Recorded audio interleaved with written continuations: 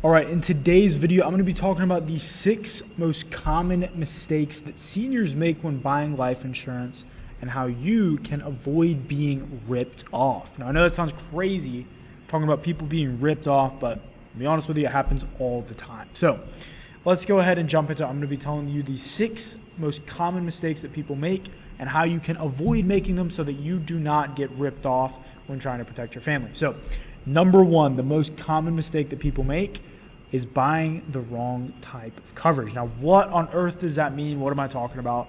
Let's dive in. So in life insurance, there's going to be 2 main types of insurance, right? You have term insurance and you have whole life. So first, let's talk about term. So term life is like milk, eggs, and cheese. What am I talking about? So basically, what's the common factor between milk, eggs, and cheese? Well, all 3 of those things are going to expire at a certain point and you have to throw them out. So term insurance is the exact same way, right? It has a deadline, it has an expiration date, and once that thing expires, you got to throw it out. You're not baking a cake with it or you're going to get sick. AKA, it's not going to cover your family. It's completely null and void. It doesn't really exist. So term lasts for a certain period of time, right? So a couple facts about term. So term policies are typically best for younger people under 50, and they're usually going to last about 15, 20, or 30 years. There's different terms, different time periods, and usually you'll find them in either a 15-year period, a 20-year period, or a 30-year period, right? And again, so they covered you for that period of time. After that time is up, coverage is gone, right? So they're also like a lot stricter with who they'll accept. So the term policies are usually only going to be available to people who have little to no health problems whatsoever. So if you have like asthma or diabetes or COPD or have had a stroke or a heart attack or any like kind of minor thing, you're going to have a really, really tough time getting accepted for term. The other negative thing about term is with those policies, the price can increase over time, right?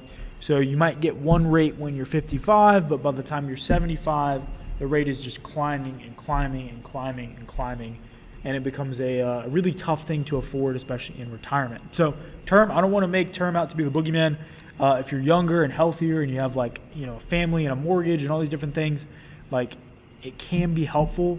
But the problem is when you're older, you want something that's more safe and guaranteed, which is what I'm about to talk about next, which is whole life. So where term is like milk, eggs, and cheese, whole life is more like a Twinkie, right? It's never going to expire.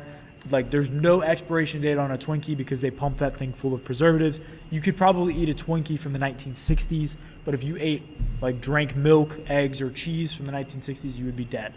So with whole life, it's never going to expire. There's no expiration date. As long as you pay your premium, the policy is going to be there when you pass away. Like it's a guarantee. It's written into the contract. It lasts for your whole life, just like the name says.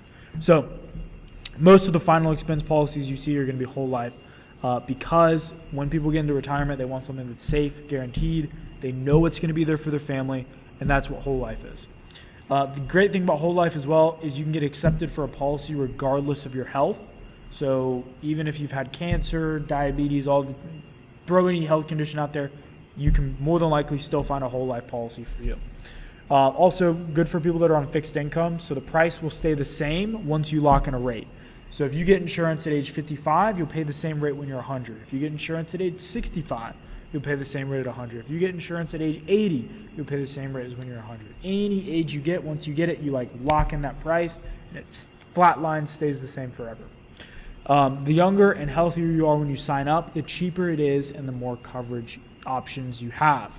So the older you get, the more health problems that stack on each other, the harder it is to find a high quality insurance option. Doesn't mean it's impossible, but it's one of those things you want to get when you're younger and healthier and go ahead and knock out, right? So that is mistake number 1. I see too often young people will buy whole life when they need term, or older people will buy term when they need whole life, and it ends up just costing everybody a ton of money. So make sure you get the right amount of coverage, right type of coverage. If you're older, like over age 50, usually you want to get whole life. If you're younger, under age 50, usually you want to get term.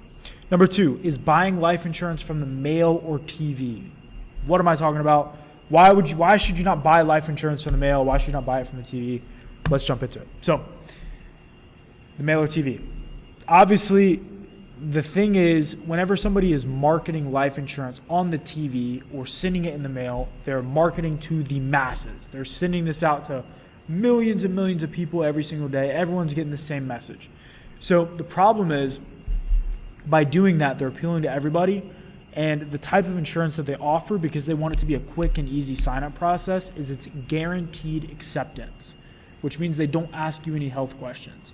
No matter what, I mean, you could be on your deathbed, literally with an IV in your arm, on life support, you could get this insurance, or you could be running freaking marathons every day. It does not matter. You're still going to get the same price. You're still going to get the same insurance with life insurance on the TV or the mail. The problem is the whole, like, the fact that they're offering it to people that are unhealthy and people that are healthy, that's baked into the price. So every single person is going to pay more as a result. Plus, this coverage also comes with a 2-year waiting period. So even if you're healthy and you qualify for something better, you're going to get a 2-year wait, you're going to get a higher price, and basically you just kind of end up getting ripped off, to put it nicely and simply. The companies that advertise life insurance through the mail and through the TV, they basically make all their money betting that you're not going to do your due diligence and you're just going to be lazy and take what they give you. So when they send out all these mailers, they're expecting a lot of people to be like, hey, look, I know I need life insurance. Let me just send this thing back, get my coverage, get my policy, and I'll be good and I don't have to worry about it. Or same thing with the TV. They're betting, hey, X amount of people are just going to call this number off TV. They're just going to sign up right over the phone, and they're never going to want to deal with life insurance ever again, and they're going to get crappy coverage, and it doesn't even matter. So the biggest problem, again, you're going to pay more, you're going to get worse coverage, and this like really only benefits the like bottom lowest percentage of health in America, like the people that are so unhealthy they can't qualify for anything else. Those are the only people that benefit from this type of coverage, and everybody else is basically paying for them to get a lower rate. So don't buy life insurance through the mail, don't buy life insurance through TV. Make sure that you have an agent that can kind of help you and kind of shop all your options for you. And that brings me to my third mistake people make, which is working with a captive agent. So let's talk about what that is. So a captive agent only sells insurance products from one company, right? That means that they work for the insurance company. So they're usually an employee or an affiliate of one insurance company, right? So it doesn't matter if you can get better coverage at company, let's say, we'll say farm state, right? Let's say you're talking to a farm state agent and he's only showing you options from farm state. Well, the thing is, this other company over here, let's call it Boring Insurance Company of America. Let's say they are actually the ones that offer you the best rate. But you're talking to Jake from Farm State, and he's only going to show you options from Farm State, even though there's other better options out there.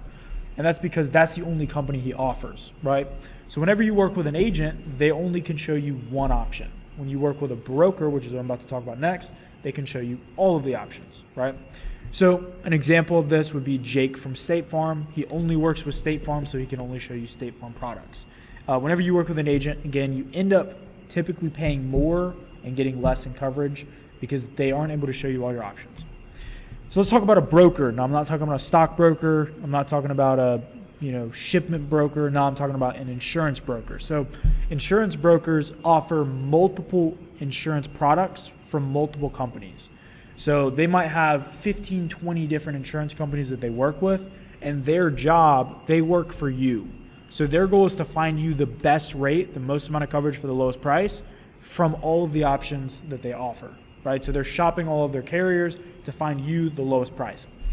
Their goal, again, is to find you the most amount of coverage for the best price so that you will keep the policy. They make money when you keep your insurance policy.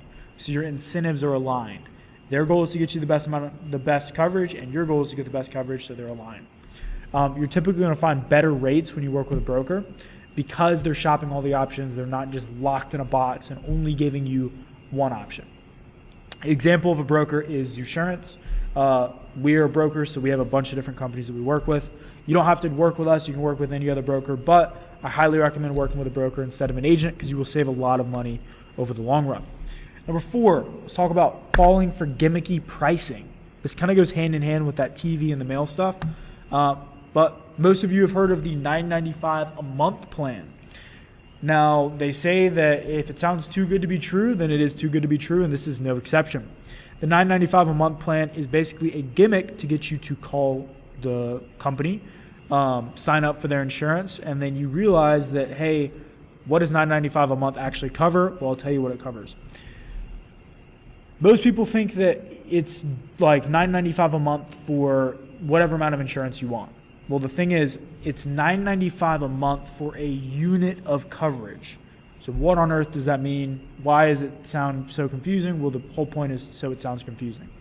So let me show you guys what a unit of coverage actually is. I'm going to get a little bit in the weeds here, so kind of bear with me for a second. So basically, what you actually get for $9.95, the Colonial Penn plan, is it depends on your age. So if you're 50, one unit of coverage is $1,669. If you're a 50-year-old male. If you're a 50-year-old female, it's $2,000 in coverage. Don't worry, guys, we're not getting scammed. Females live longer than males, so that's why it's structured that way. It's always going to be the female rate is lower than male rate.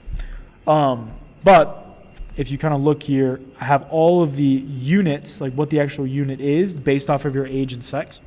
So if you're a 65-year-old male, a unit of coverage is $896. If you're a 65-year-old female, it's $1258. So basically, Colonial Penn will only let you buy 12 units of coverage. So let's say, for example, you're a 65-year-old male and you want to buy 12 units of coverage. Well, $995 times 12 is basically $120. It's $119.4. So you're basically going to pay $119.04 for $10,752 of coverage, which is not the best rate that you can get by any means. So it's not actually $995. It's more like $100 plus, right? So let's look at a couple of different examples. I just talked about this 65-year-old male example. So you're going to get $10,752 in coverage for only $119 a month. This is not a great rate. A 70-year-old woman, you're going to pay $119.40 a month for $12,000 in coverage, a little bit better than the male, but still not a great rate by any means. So there's a ton of different other companies that will give you like 2 times the amount of coverage for the same money as companies like Colonial Penn. So whenever you see these like gimmicky pricing things on the TV or the mail, like it's 100% too good to be true. All right. Let's talk about mistake number 5. This is waiting too long to get coverage. So this is one of the biggest mistakes that I see people make. And the thing is like your rate is going to go up every single year. So the older you get, the rate goes up and up and up. As you saw, like with Colonial Penn, the rate I just showed you, every single year, this rate is getting less and less and less, meaning the price is getting higher and higher and higher. And every other company is the exact same. So the older you get, the more likely you are to die. Unfortunately, I hate to break it to you. Meaning that for the insurance company, it's riskier, so the price goes higher and higher and higher. Also, any change in your health. So if you have a heart attack or something happens, that can also cause your rate to skyrocket and can limit your options. So I've seen a lot of situations where people wait until it's too late and they end up not being able to afford the coverage and their family ends up paying the price. So make sure that if you are able to afford it, that you go ahead and lock in that coverage, because if you wait, it's going to be even more unaffordable and you're going to have way less options than if you just go ahead and knock it out. So I want to show you an example of what the increase in price actually looks like. So this is $25,000 in coverage for a female with no health issues. This is about as low as the rates would get. So if you have any health issues, or you're a smoker, or you're a male, these rates would be higher, but this is just an example to show you, like for a female with no health issues. So $25,000 in coverage when she's 50 is only $56 a month. When she's 60, it's $77 a month. When she's 70, it's $128 a month. When she's 80, it's $241 a month, and then 85 is $334 a month. So as you can see, this is like exponentially going up, and it just gets more and more and more expensive the longer you wait. So it's really important that you lock it in like in this green zone, or earlier if possible. Like the earlier the better, put simply. All right, so let's talk about the last mistake that people make. Now, this is actually buying too much insurance. You may be wondering, like, why on earth is this guy that works at an insurance company telling me not to buy too much insurance? That doesn't make any sense. Well, let me kind of break it down, because I see a lot of situations where people actually overinvest in life insurance and they end up costing themselves way more than they have to, and it ends up not working out for their family. So a lot of times, whenever people are buying life insurance, it's a very emotional purchase. They're protecting their family. They really want to help. They love their kids a bunch. They love their spouse. They're like, hey, I just want to give as much money as possible to Susie when I pass away. And that's totally fine. That makes a ton of sense. Like, I feel the same way about my family. But the most important thing to remember is that the best life insurance is the one that's in force when you die. So the best rate, the best amount of coverage is the amount of coverage you can afford until you die. So you don't want to get too much coverage and put yourself in a tight spot and end up having to cancel your coverage or drop your coverage, or it lapses because you don't have enough money. Like, it's very, very important that it's something that you can afford, a payment you can make month after month after month and not worry about it. And also, like, the goal here is not to make your family a millionaire after you're gone. The goal is to cover the burial so that you're not a burden on your family. And if you have extra money to leave them something behind with your insurance, amazing, great. The most important thing to remember is, like, we're trying to prevent ourselves from being a burden here, and anything else we can do on top is great, is extra. But the most important thing is just making sure that the final expenses are covered, that the bills are taken care of, because otherwise you become a burden. And we don't want to become a burden because we were trying too hard to leave something behind, right? So with that being said, those are the 6 most common mistakes and how to avoid them. Now, if you want us to help you through this entire process, and we're going to help you find the best coverage, we work with a bunch of different insurance companies so we can match you with the highest possible amount of coverage for the lowest possible rate you can get. And also, we'll shop all of our rates to try and make sure that we can get you something without a 2-year wait, so you get covered from day one. We work with all the top insurance companies, so we can help you do that. If you'd like to have us help walk you through that entire process end to end, show you how much coverage you need, everything like that, just click the button down below, book in a time with our team, and we're happy to help you go through that. So with that being said, take care, and we'll see you in the next video.